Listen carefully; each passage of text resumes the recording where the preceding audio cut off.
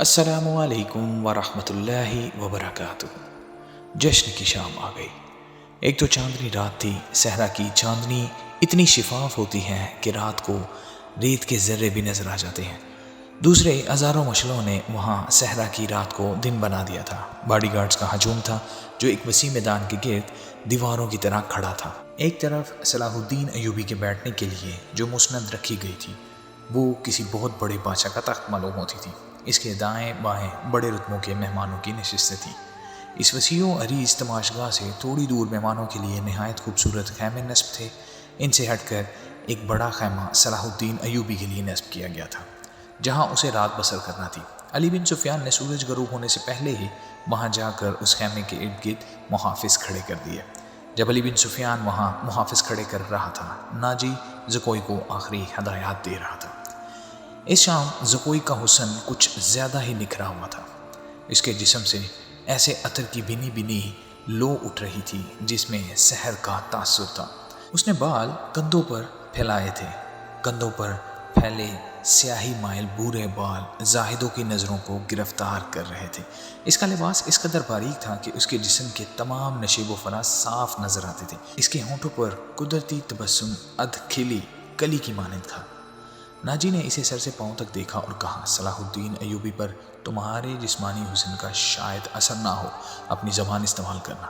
وہ سبق بھولنا نہیں جو میں اتنے دنوں سے تمہیں پڑھا رہا ہوں، اور یہ بھی نہ بھولنا کہ اس کے پاس جا کر اس کی لونڈی نہ بن جانا، انجیر کا وہ پھول بن جانا جو درخت کی چوٹی پر نظر آتا ہے مگر درخت پر چڑھ کر دیکھو تو غائب ہو جاتا ہے۔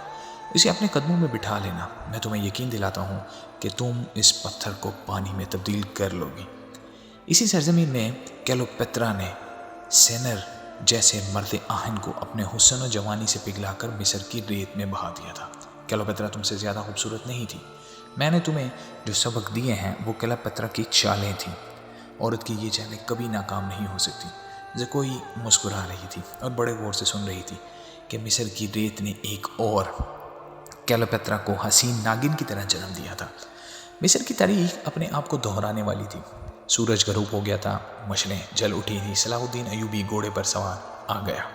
اس کے دائیں بائیں آگے اور پیچھے ان کے محافظوں کے گھوڑے تھے جو علی بن سفیان نے منتخب کیے تھے۔ اس دستے میں سے اس نے 10 محافظ شام سے پہلے ہی یہاں لا کر صلاح الدین ایوبی کے خیمے کے گرد کھڑے کر دیے تھے۔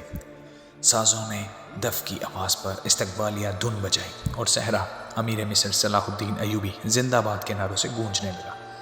ناجی نے آگے بڑھ کر استقبال کیا اور کہا، آپ کے جانثار عظمت اسلام کے پاسبان آپ کو بسرد چشم خوش آمدید کہتے ہیں۔ ان کی بےتابیاں اور بے قراریاں دیکھیے، آپ کے اشارے پر کٹ مریں گے، اور خوش آمد کے لیے اسے جتنے الفاظ یاد آئے اس نے کہہ ڈالے۔ جو ہی صلاح الدین ایوبی اپنے شاہانہ نشست پر بیٹھا، سر پر دوڑتے گھوڑوں کی ٹاپوں کی آواز سنائی دی۔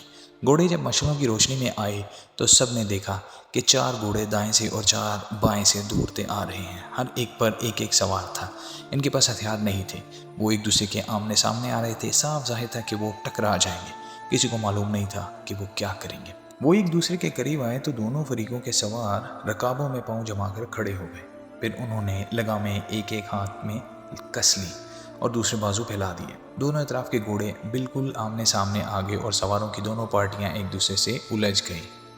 سواروں نے ایک دوسرے کو پکڑنے اور گھوڑے سے گرانے کی کوشش کی۔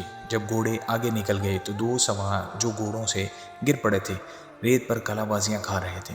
ایک طرف کے گھڑ سوار نے زمین پر گرے سوار کو اپنے بازو سے جکڑ کر گھوڑے پر اٹھا لیا اور اسے گھوڑے پر ڈال کر لے جا رہا تھا۔ ہجوم نے اس قدر شور برپا کیا کہ اپنی آواز اپنے آپ کو بھی سنائی نہیں دیتی تھی۔ یہ سوار اندھیرے میں غائب ہوئے تو دونوں طرف سے 4 اور گھوڑے آئے اور اسی طرح مقابلہ ہوا۔ اسی طرح 8 مقابلے ہوئے اور اس کے بعد شتر سوار آئے۔ پھر گھڑ سواروں اور شتر سواروں نے سواری کے کچھ کرتب دکھائے۔ اس کے بعد تیز زنی اور بغیر ہتھیاروں کی لڑائی کے مظاہرے ہوئے جن میں کئی ایک سپاہی زخمی ہو گئے۔ صلاح الدین ایوبی شجاعت اور بے خوفی کے ان مظاہروں اور مقابلوں میں جذب ہو کے رہ گیا تھا۔ اسے ایسی ہی بہادر فوج کی ضرورت تھی۔ اس نے علی بن سفیان کے کان میں کہا، اگر اس فوج میں اسلامی جذبہ بھی ہو تو صرف اسی فوج سے صلیبیوں کو گھٹنوں بٹھا سکتا ہوں۔ علی بن سفیان نے وہی مشورہ دیا جو وہ پہلے بھی دے چکا تھا۔ اس نے کہا، اگر ناجی سے کمان لے لی جائے تو جذبہ بھی پیدا ہو جائے گا، مگر صلاح الدین ایوبی ناجی جیسے ذہین اور تجربہ کار سالار کو سبکدوش کرنے کی بجائے سدھار کر راہ حق پر لانا چاہتا تھا۔ وہ اس جشن میں اپنی آنکھوں سے یہی دیکھنے آیا تھا کہ یہ فوج کردار کے لحاظ سے کیسی ہے۔ ناجی کی اس درخواست سے ہی مایوسی ہو گئی تھی کہ اس کے سپاہی اور کماندار شراب پینا چاہتے ہیں اور ناچ گانا بھی ہوگا۔ صلاح الدین ایوبی نے اس کی درخواست اس وجہ سے منظور کی تھی کہ وہ دیکھنا چاہتا تھا کہ یہ لشکر کس حد تک عیش و عشرت میں ڈوبا ہوا ہے۔ بہادری، شاہ سواری اور تیز زنی وغیرہ کے مظاہروں اور مقابلوں میں تو یہ فوج عسکری اور جنگی معیار پر پورا اتری تھی، مگر کھانے کا وقت آیا تو یہ فوج بدتمیزوں، بلانوشوں اور ہنگامہ پرور لوگوں کا بے قابو ہجوم بن گئی۔ کھانے کا انتظام وسیع و عریض میدان میں کیا گیا تھا۔ ایک طرف فوج کے کم و بیش 2000 آدمیوں کے لیے کھانا چنا گیا تھا اور ان سے ذرا دور صلاح الدین ایوبی اور دیگر بڑے مہمانوں کے کھانے کا انتظام تھا۔ سینکڑوں سالم دمبے اور بکرے، اونٹ کی سالم رانیں اور ہزاروں مرغ روسٹ کیے گئے تھے۔ دیگر لوازمات کا کوئی شمار نہ تھا اور سپاہیوں کے سامنے شراب کے چھوٹے چھوٹے مشکیزیں اور مراخیاں رکھ دی گئی تھیں۔ سپاہی کھانے اور شراب پر ٹوٹ پڑے، گٹا گٹ شراب چڑھانے لگے اور مارکا آرائی ہونے لگی۔ صلاح الدین ایوبی یہ منظر دیکھ رہا تھا اور خاموش تھا۔ اس کے چہرے پر کوئی ایسا تاثر نہیں تھا جو یہ ظاہر کرتا کہ وہ کیا سوچ رہا ہے۔ اس نے ناجی سے صرف اتنا پوچھا، 50,000 فوج میں سے آپ نے یہ سپاہی دعوت کے لیے کس طرح منتخب کیے تھے؟ کیا یہ آپ کے بدترین سپاہی ہیں؟ نہیں امیر مصر، ناجی نے غلامانہ لہجے میں جواب دیا، یہ 2000 عسکری میرے بہترین آدمی ہیں۔ آپ نے ان کے مظاہرے دیکھے ہیں، ان کی بہادری دیکھی ہے۔ میدان جنگ میں یہ جس جہاں بازی کا مظاہرہ کریں گے وہ آپ کو حیران کر دے گا۔ آپ ان کی بدتمیزی کو نہ دیکھیں، یہ آپ کے اشارے پر جانیں قربان کر دیں گے۔ میں انہیں کبھی کبھی کھلی چھوٹ دے دیا کرتا ہوں تاکہ مرنے سے پہلے دنیا رنگ و بو سے پورا لطف اٹھا لیں۔ صلاح الدین ایوبی نے اس استدلال کے جواب میں کچھ بھی نہ کہا۔ ناجی جب دوسرے مہمانوں کی طرف متوجہ ہوا تو صلاح الدین ایوبی نے علی بن سفیان سے کہا، میں جو دیکھنا چاہتا تھا وہ دیکھ لیا ہے۔ یہ سودانی عسکری شراب اور ہنگامہ آرائی کے عادی ہیں۔ تم کہتے ہو کہ ان میں جذبہ نہیں ہے، میں دیکھ رہا ہوں ان کا کردار بھی نہیں ہے۔ اس فوج کو اگر تم میدان جنگ میں لے گئے تو یہ لڑنے کی بجائے اپنی جان بچانے کی فکر کریں گے اور مال غنیمت لوٹیں گے اور مفتوح کی عورتوں کے ساتھ وحشیانہ سلوک کریں گے۔ اس کا علاج یہ ہے، علی بن سفیان نے کہا، کہ آپ نے مختلف فتحوں سے جو فوج تیار کی ہے انہیں ناجی کے اس 50,000 سودانی لشکر میں مدغم کر دیا جائے۔ برے سپاہی اچھے سپاہیوں کے ساتھ مل کر اپنی عادتیں بدل دیا کرتے ہیں۔ صلاح الدین ایوبی مسکرایا اور علی سے کہا، تم یقیناً میرے دل کا راز جانتے ہو۔ میرا منصوبہ یہی ہے جو میں ابھی تمہیں نہیں بتانا چاہتا تھا، کسی سے اس بات کا ذکر نہ کرنا۔ علی بن سفیان میں یہی وصف تھا کہ وہ دوسروں کے دلوں کے راز جان لیتا تھا اور غیر معمولی طور پر ذہین تھا۔ وہ کچھ اور کہنے ہی لگا تھا کہ ان کے سامنے کئی اور مشعلیں روشن ہو گئیں۔ زمین پر بیش قیمتی قالین بچھے ہوئے تھے۔ شہنائیاں اور سارنگ کا ایسا میٹھا اور پرسوز نغمہ ابھرا کہ مہمانوں پر سناٹا طاری ہو گیا۔ ایک طرف سے ناچنے والیوں کی قطار نمودار ہوئی۔ 20 لڑکیاں ایسے باریک اور نفیس لباس میں ملبوس چلی آ رہی تھیں جس میں ان کے جسموں کا انگ انگ نظر آ رہا تھا۔ ہر ایک لباس نہایت باریک چوگا سا تھا جو شانوں سے ٹخنوں تک لمبا تھا۔ ان کے بال کھلے ہوئے تھے اور اسی ریشم کا حصہ نظر آتے تھے جس کا انہوں نے لباس پہن رکھا تھا۔ صحرا کی ہلکی ہلکی ہوا سے اور لڑکیوں کی چال سے یہ ڈھیلا ڈھالا لباس ہلتا تھا تو یوں لگتا تھا جیسے پھولدار پودوں کی ڈالیاں فضا میں تہرتی آ رہی ہیں۔ ہر ایک کا لباس کا رنگ جدا تھا، ہر ایک کی شکل و صورت ایک دوسرے سے مختلف تھی، لیکن حسن اور جسم کی لچک میں سب ایک جیسی تھی۔ ان کے مرمری بازو عریاں تھے، وہ چلتی آ رہی تھی لیکن قدم اٹھتے نظر نہیں آتے تھے۔ وہ ہوا کی لہروں کی مانند آ رہی تھی۔ وہ نیم دائرے میں ہو کر رک گئیں، صلاح الدین ایوبی کی طرف منہ کر کے تعظیم کے لیے جھکیں۔ سب کے بال سر کے شانوں پر آ گئے۔ سازندوں نے ان ریشمی بالوں اور جسموں کے جادو میں طلسم پیدا کر دیا تھا۔ 2 سیاہ فام دیو ہیکل حبشی جن کی کمر کے گرد چیتوں کی کھالیں تھیں، ایک بڑا سا ٹوکرا اٹھائے تیز تیز قدم چلتے نظر آئے اور ٹوکرا لڑکیوں کے نیم دائرے کے سامنے رکھ دیا۔ ساز سپیروں کی بین کی دھن بجانے لگے۔ حبشی مست سانڈوں کی طرح پھنکارتے ہوئے غائب ہو گئے۔ ٹوکرے میں سے ایک بہت بڑی کلی اوپر کو اٹھی اور پھول کی طرح کھل گئی۔ اس پھول میں سے ایک لڑکی کا چہرہ نمودار ہوا اور پھر وہ اوپر کو اٹھنے لگی۔ یوں لگتا تھا جیسے سرخ بادلوں میں سے چاند نکل رہا ہو۔ یہ لڑکی اس دنیا کی معلوم ہی نہیں ہوتی تھی۔ اس کی مسکراہٹ بھی عارضی نہیں تھی، اس کے بالوں کی چمک بھی مصر کی کسی لڑکی کی چمک نہیں لگتی تھی۔ اور جب لڑکی نے پھول کی چوڑی پتیوں میں سے باہر قدم رکھا تو اس کے جسم کی لچک نے تماشائیوں کو مسحور کر لیا۔ علی بن سفیان نے صلاح الدین ایوبی کی طرف دیکھا، اس کے ہونٹوں پر مسکراہٹ تھی۔ صلاح الدین ایوبی نے مسکرا کر اس کے کان میں کہا، مجھے توقع نہیں تھی کہ یہ اتنی خوبصورت ہوگی۔ ناجی نے صلاح الدین ایوبی کے پاس آ کر کہا، امیر مصر کا اقبال بلند ہو، اس لڑکی کا نام زکوئی ہے، اسے میں نے آپ کی خاطر سکندریہ سے بلایا ہے۔ یہ پیشہ ور رقاصان نہیں ہے اور یہ عصمت فروش بھی نہیں ہے۔ رقص سے اسے پیار ہے، شوقیہ ناچتی ہے، کسی محفل میں نہیں جاتی۔ میں اس کے باپ کو جانتا ہوں، ساحل پر مچھلیوں کا کاروبار کرتا ہے۔ یہ لڑکی آپ کی عقیدت مند ہے، آپ کو پیغمبر مانتی ہے۔ میں اتفاق سے اس کے گھر گیا اس کے باپ سے ملنے کے لیے، تو اس لڑکی نے استداد کی کہ سنا ہے صلاح الدین ایوبی امیر مصر بن کے آئے ہیں، خدا کے نام پر مجھے ان سے ملوا دیجیے۔ میرے پاس اپنی جان اور رقص کے سوا کچھ بھی نہیں ہے جو میں اس عظیم ہستی کے قدموں میں پیش کروں۔ قابل احترام امیر، میں نے آپ سے رقص کی اجازت اسی لیے مانگی تھی، اس لڑکی کو میں آپ کے حضور پیش کرنا چاہتا تھا۔ آپ نے اسے بتایا تھا کہ میں اپنے سامنے کسی لڑکی کو رقص اور عریانی کی حالت میں نہیں دیکھ سکتا۔ صلاح الدین ایوبی نے کہا، یہ لڑکیاں جنہیں آپ ملبوس لائے ہیں یہ بالکل ننگی ہیں۔ عالی مقام ناجی نے عاجزانہ ہو کے جواب دیا، میں نے بتایا تھا کہ امیر مصر رقص کو ناپسند کرتے ہیں، لیکن یہ کہتی تھی کہ وہ میرا رقص پسند کریں گے کیونکہ میرے رقص میں دعوت گناہ نہیں، یہ ایک باعصمت لڑکی کا رقص ہوگا۔ میں ایوبی کے حضور اپنا جسم نہیں اپنا فن پیش کروں گی۔ اگر میں مرد ہوتی تو ایوبی کی جان کی حفاظت کے لیے اس کے محافظ دستے میں شامل ہو جاتی۔ آپ کہنا کیا چاہتے ہیں؟ صلاح الدین ایوبی نے پوچھا۔ اس لڑکی کو اپنے پاس بلا کر اسے خراج تحسین پیش کروں کہ تم اپنے جسموں کو ہزاروں مردوں کے سامنے عریاں کر کے بہت اچھا ناچتی ہو، اسے اس پر شاباش کہوں کہ اس نے مردوں کی جنسی جذبات بھڑکانے میں خوب مہارت حاصل کی ہے۔ نہیں امیر مصر، ناجی نے کہا، میں اسے اس وعدے پر یہاں لایا ہوں کہ آپ اسے شرف باریابی بخشیں گے۔ یہ بڑی دور سے اس امید پر آئی ہے، ذرا دیکھیے اسے، اس کے رقص میں پیشہ ورانہ تاثر نہیں ہے، خود سپردگی ہے۔ دیکھیے وہ آپ کو کیسی نظروں سے دیکھ رہی ہے۔ بے شک عبادت صرف اللہ کی جاتی ہے، لیکن یہ رقص کی اداؤں سے، عقیدت سے مخمور نگاہوں سے آپ کی عبادت کر رہی ہے۔ آپ اسے اپنے خیمے میں آنے کی اجازت دیں، تھوڑی سی دیر کے لیے ہی صحیح۔ اسے مستقبل کی وہ ماں سمجھیں جس کی کوکھ سے اسلام کی پاسبانی کے لیے جانباز جنم لیں گے۔ یہ اپنے بچوں کو بڑے فخر سے بتایا کرے گی کہ میں نے صلاح الدین ایوبی سے تنہائی میں باتیں کرنے کا شرف حاصل کیا تھا۔ ناجی نے نہایت پر اثر الفاظ اور جذباتی لب و لہجے سے صلاح الدین ایوبی سے منوا لیا کہ یہ لڑکی جسے اس نے ایک بردہ فروش سے خریدا تھا شریف باپ کی بیٹی ہے۔ اس نے صلاح الدین ایوبی سے کہلوا لیا، اچھا اسے میرے خیمے میں بھیج دینا۔ زکوئی نہایت آہستہ آہستہ جسم کو بل دیتی ہوئی اور بار بار صلاح الدین ایوبی کی طرف دیکھ کر مسکراتی تھی۔ باقی لڑکیاں اس کے گرد تتلیوں کی طرح جیسے اڑ رہی ہوں۔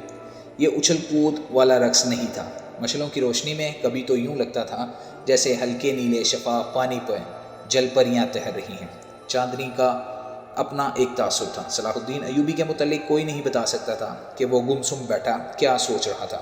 ناجی کے سپاہی جو شراب پی کر ہنگامہ برپا کر رہے تھے وہ بھی جیسے مر گئے تھے۔ زمین اور آسمان پر وجب طاری تھا۔ ناجی اپنی کامیابی پر بے حد مسرور تھا اور رات گزرتی جا رہی تھی۔ نصف شب کے بعد صلاح الدین ایوبی اس خوشنما خیمے میں داخل ہوا جو ناجی نے اس کے لیے نصب کرایا تھا۔ اندر اس نے قالین بچھا دیے تھے۔ پلنگ پر چیتے کی کھال کی مانند پلنگ پوش تھا۔ فانوس جو رکھایا گیا تھا اس کی ہلکی نیلی روشنی صحرا کے شفاف چاندنی کی مانند تھی اور اندر کی فضا عطر بیز تھی۔ خیمے کے اندر ریشمی پردے آویزاں تھے۔ ناجی صلاح الدین ایوبی کے ساتھ خیمے میں گیا اور پوچھا، اسے ذرا سی دیر کے لیے بھیج دوں؟ میں وعدہ خلافی سے بہت ڈرتا ہوں۔ بھیج دو، صلاح الدین ایوبی نے کہا، اور ناجی ہرن کی طرح چوکڑیاں بھرتا خیمے سے نکل گیا۔ تھوڑا ہی وقت گزرا ہوگا کہ صلاح الدین ایوبی کے محافظوں نے ایک رقاصہ کو اس خیمے کی طرف آتے دیکھا۔ خیمے کے ہر طرف مشعلیں روشن تھیں۔ روشنی کا یہ انتظام علی بن سفیان نے کرایا تھا تاکہ رات کے وقت محافظ گرد و پیش کو اچھی طرح دیکھ سکیں۔ رقاصہ قریب آئی تو انہوں نے اسے پہچان لیا۔ انہوں نے اسے رقص میں دیکھا تھا۔ یہ وہی لڑکی تھی جو ٹوکرے میں سے نکلی تھی۔ وہ زکوئی تھی۔ وہ رقص کے لباس میں تھی۔ یہ لباس توبہ شکن تھا۔ اس میں وہ عریاں تھی۔ محافظوں کے کمانڈر نے اسے روک لیا۔ اس نے اسے بتایا اسے امیر مصر صلاح الدین ایوبی نے بلوایا ہے۔ کمانڈر نے اسے بتایا کہ یہ ان امیروں میں سے نہیں ہے جو تم جیسی فحاشہ لڑکیوں کے ساتھ راتیں گزارتے ہیں، آپ ان سے پوچھ لیں۔ زکوئی نے کہا، میں بن بلائے آنے کی جرت نہیں کر سکتی۔ ان کا بلاوا تمہیں کس طرح ملا تھا؟ کمانڈر نے پوچھا۔ سلار ناجی نے کہا کہ تمہیں امیر مصر نے بلوایا ہے۔ زکوئی نے کہا، آپ کہتے ہیں تو میں واپس چلی جاتی ہوں۔ کمانڈر تسلیم نہیں کر سکتا تھا کہ صلاح الدین ایوبی نے اپنی خوابگاہ میں ایک رقاصہ کو بلوایا ہے۔ وہ ایوبی کے کردار سے واقف تھا، اس کے اس حکم سے بھی واقف تھا کہ ناچنے گانے والیوں سے تعلق رکھنے والے کو 100 درے لگائے جائیں گے۔ کمانڈر شش و پنج میں پڑ گیا۔ سوچ سوچ کر اس نے جرت کی اور صلاح الدین ایوبی کے خیمے میں چلا گیا۔ ایوبی اندر ٹہل رہا تھا۔ کمانڈر نے ڈرتے ڈرتے کہا کہ باہر ایک رقاصہ کھڑی ہے، کہتی ہے کہ حضور نے اسے بلوایا ہے۔ صلاح الدین ایوبی نے کہا، اسے اندر بھیج دو۔ کمانڈر باہر نکلا اور زکوئی کو اندر بھیج دیا۔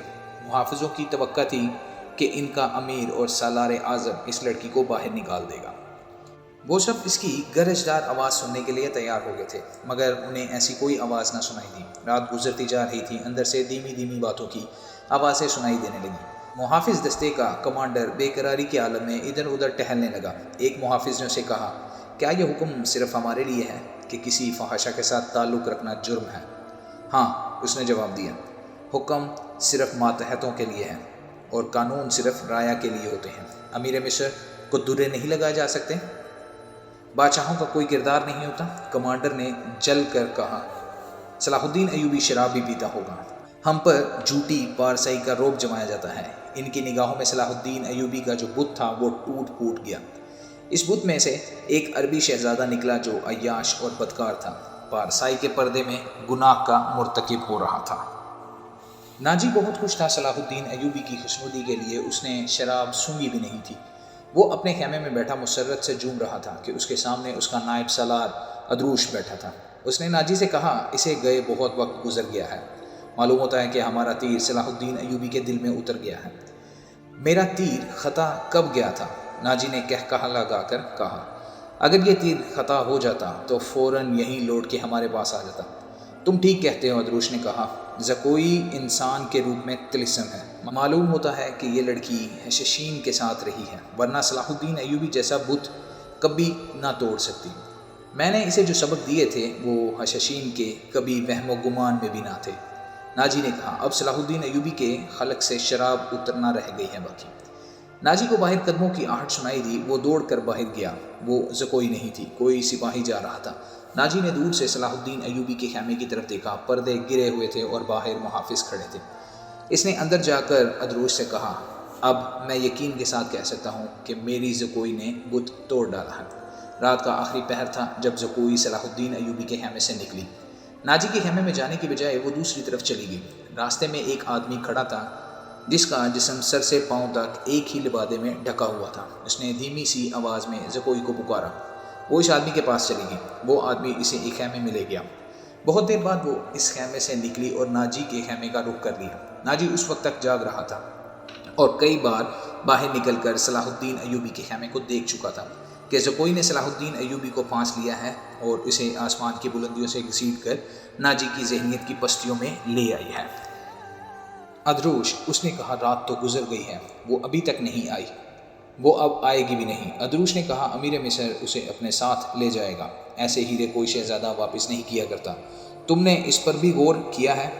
نہیں، ناجی نے کہا، میں نے اپنی چال کا یہ پہلو تو سوچا ہی نہیں تھا۔ کیا یہ نہیں ہو سکتا کہ امیر مصر زکوئی کے ساتھ باقاعدہ شادی کر لے؟ ادروش نے کہا، اس صورت میں یہ خطرہ ہے کہ لڑکی ہمارے کام کی نہیں رہے گی۔ وہ ہے تو ہوشیار، ناجی نے کہا، مگر رقاصہ کا کیا بھروسہ؟ وہ رقاصہ کی بیٹی ہے اور تجربہ کار پیشہ ور ہے، دھوکہ بھی دے سکتی ہے۔ وہ گہری سوچ میں کھویا ہوا تھا کہ زکوئی اس کے خیمے میں داخل ہوئی۔ اس نے ہنس کر کہا، اپنے امیر کے جسم کا وزن کرو اور لاؤ اتنا سونا، آپ نے میرا یہی انعام مقرر کیا تھا۔ پہلے بتاؤ ہوا کیا؟ ناجی نے بےتابی سے پوچھا۔ جو آپ چاہتے تھے، زکوئی نے جواب دیا۔ آپ کو یہ کس نے بتایا تھا کہ صلاح الدین ایوبی پتھر ہے، فولاد ہے اور وہ مسلمانوں کے اللہ کا سایہ ہے؟ اس نے زمین پر پاؤں مارتے ہوئے کہا، وہ اس ریت سے بھی زیادہ بے بس ہے جسے ہوا کے ہلکے ہلکے جھونکے اڑاتے پھرتے ہیں۔ تمہارا حسن اور جادو اور زبان کے ترسم نے اسے ریت بنا دیا ہے، ادروش نے کہا، ورنہ یہ کمبخت چٹان تھا۔ ہاں، چٹان تھا، زکوئی نے کہا، اب ریت کا ڈھیلا بن چکا ہے۔ میرے متعلق کوئی بات ہوئی تھی؟ ناجی نے پوچھا۔ ہاں، زکوئی نے جواب دیا۔ پوچھتا تھا ناجی کیسا آدمی ہے؟ میں نے جواب دیا کہ مصر میں اگر کسی پر آپ کو اعتماد کرنا چاہیے تو وہ صرف ناجی ہے۔ اس نے پوچھا کہ تم کس طرح اسے جانتی ہو؟ میں نے کہا کہ وہ میرے باپ کے گہرے دوست ہیں، ہمارے گھر گئے تھے اور میرے باپ سے کہتے تھے کہ میں صلاح الدین ایوبی کا غلام ہوں، مجھے سمندر میں کودنے کا حکم دیں گے تو میں کود جاؤں گا۔ پھر اس نے مجھ سے پوچھا کہ تم باسمت لڑکی ہو؟ میں نے کہا کہ میں آپ کی لونڈی ہوں۔ آپ کا ہر حکم سر آنکھوں پر۔ کہنے لگا کچھ دیر میرے پاس بیٹھو۔ میں اس کے پاس بیٹھ گئی، پھر وہ اگر پتھر تھا تو موم ہو گیا اور میں نے موم کو اپنے سانچے میں ڈال لیا ہے۔ اس سے رخصت ہونے لگی تو اس نے مجھ سے معافی مانگی اور کہنے لگا میں نے زندگی میں پہلا گناہ کیا ہے۔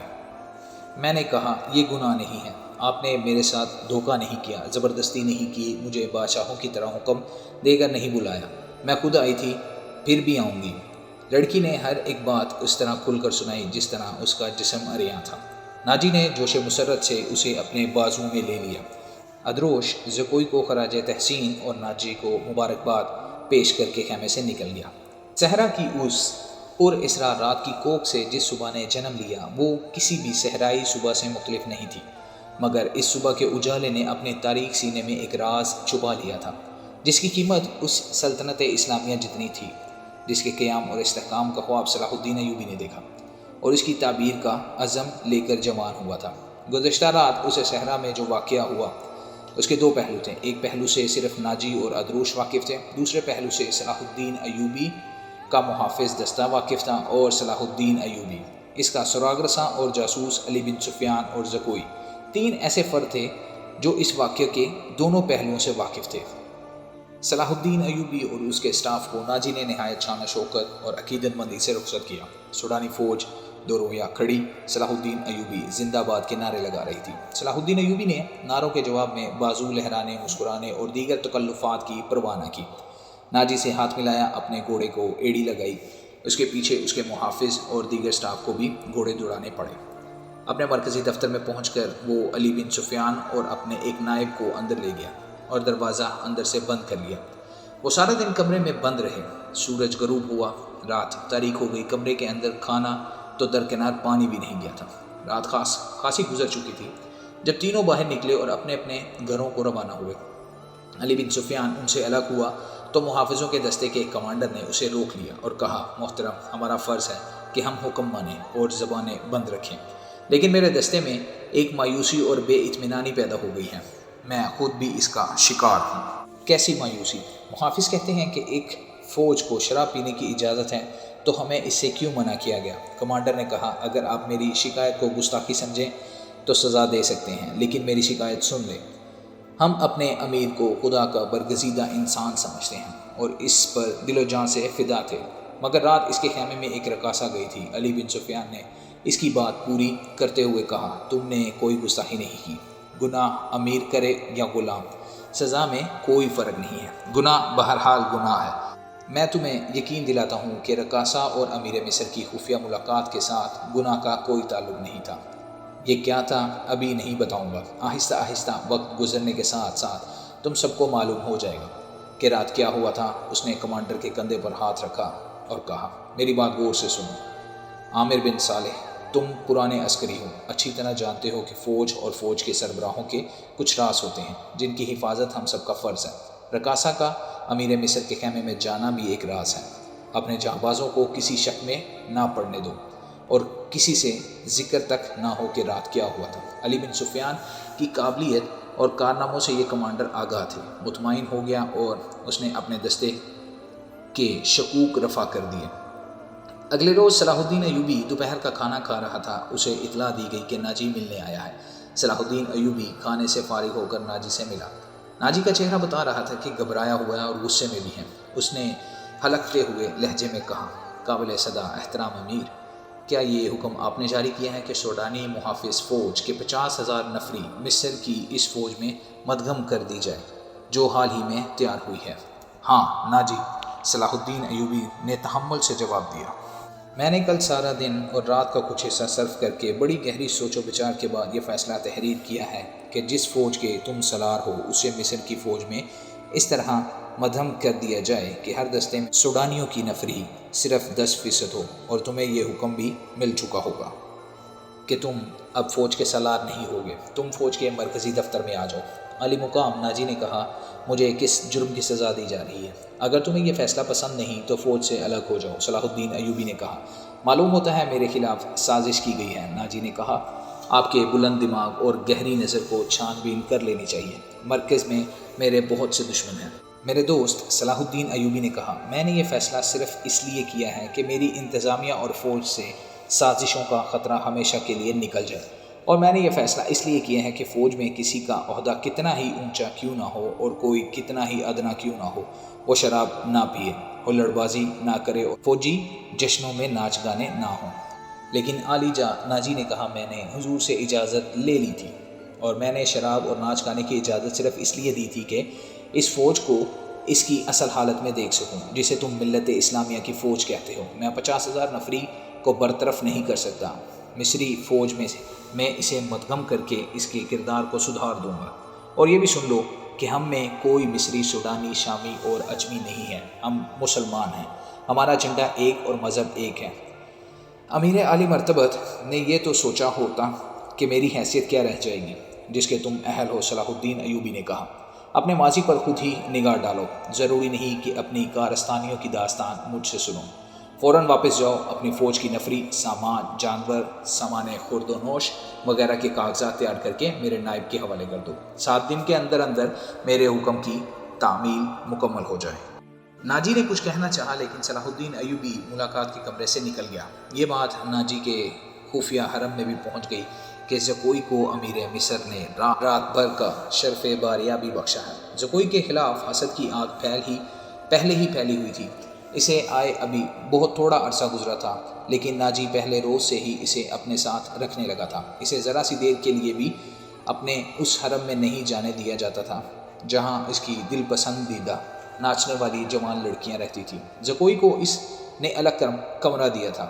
انہیں یہ تو معلوم نہ تھا کہ ناجی اسے صلاح الدین ایوبی کو موم کرنے کی ٹریننگ دے رہا ہے اور وہ کسی بڑے تحریبی منصوبے پر کام کر رہا ہے۔ یہ رقاصائیں یہ دیکھ کر جل بھن گئی تھی کہ زکوئی نے ناجی پر قبضہ کر لیا ہے اور اس کے دل میں ان کے خلاف نفرت پیدا کر دی ہے۔ حرم کی 2 لڑکیاں زکوئی کو ٹھکانے لگانے کا سوچ رہی تھیں۔ اب انہوں نے دیکھا کہ زکوئی کو امیر مصر نے بھی اتنا پسند کیا ہے، اسے رات بھر اپنے خیمے میں رکھا ہے، تو وہ پاگل سی ہو گئی۔ اس سے ٹھکانے لگانے کا واحد طریقہ قتل تھا۔ قتل کے 2 ہی طریقے ہو سکتے تھے، زہر یا کرائے کے قاتل جو اسے سوتے ہوئے قتل کر دیں۔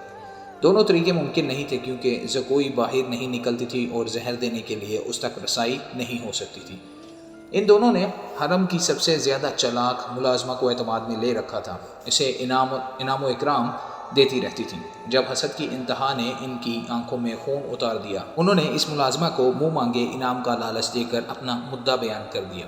یہ ملازمہ بڑی خرانٹ اور منجھی ہوئی عورت تھی۔ اس نے کہا کہ سالار کی رہائش گاہ میں جا کر زکوئی کو زہر دینا ممکن نہیں، موقع محل دیکھ کر اسے خنجر سے قتل کیا جا سکتا ہے، اس کے لیے وقت چاہیے۔ اس نے وعدہ کیا کہ وہ زکوئی کی نقل و حرکت پر نظر رکھے گی، ہو سکتا ہے کہ کوئی موقع جلدی نکل آئے۔ اس جرائم پیشہ عورت نے یہ بھی کہا کہ اگر کوئی موقع نہ نکل سکا تو حشاشین کی مدد حاصل کی جائے گی، مگر وہ معاوضہ بہت زیادہ لیتے ہیں۔ دونوں لڑکیوں نے اسے یقین دلایا کہ وہ زیادہ سے زیادہ معاوضہ دینے کو تیار ہیں۔ ناجی بے حد غصے کے عالم میں اپنے کمرے میں ٹہل رہا تھا۔ زکوئی اسے ٹھنڈا کرنے کی بہت کوشش کر چکی لیکن اس کا غصہ بڑھتا جا رہا تھا۔ آپ مجھے اس کے پاس جانے دیں، زکوئی نے چوتھی بار کہا، میں اسے شیشے میں اتار لوں گی۔ بیکار ہے، ناجی نے گرج کر کہا، وہ کمبخت حکم نامہ جاری کر چکا ہے جس پر عمل بھی شروع ہو چکا ہے، مجھے اس نے کہیں کا نہیں رہنے دیا، اس پر تمہارا جادو بھی نہیں چل سکا۔ مجھے معلوم ہے کہ میرے خلاف یہ سازش کرنے والے لوگ کون ہیں، وہ میری ابھرتی ہوئی حیثیت سے حسد کرتے ہیں۔ میں امیر مصر بننے والا تھا، میں نے یہاں کے حکمرانوں پر حکومت کی ہے، حالانکہ میں معمولی سا سالار تھا، اب میں سالار بھی نہیں رہا۔ اس نے دربان کو اندر بلا کر کہا، ادروش کو بلا لائے۔ اس کا ہمراز اور نائب ادروش آیا تو ناجی نے اس کے ساتھ بھی اسی موضوع پر بات کی۔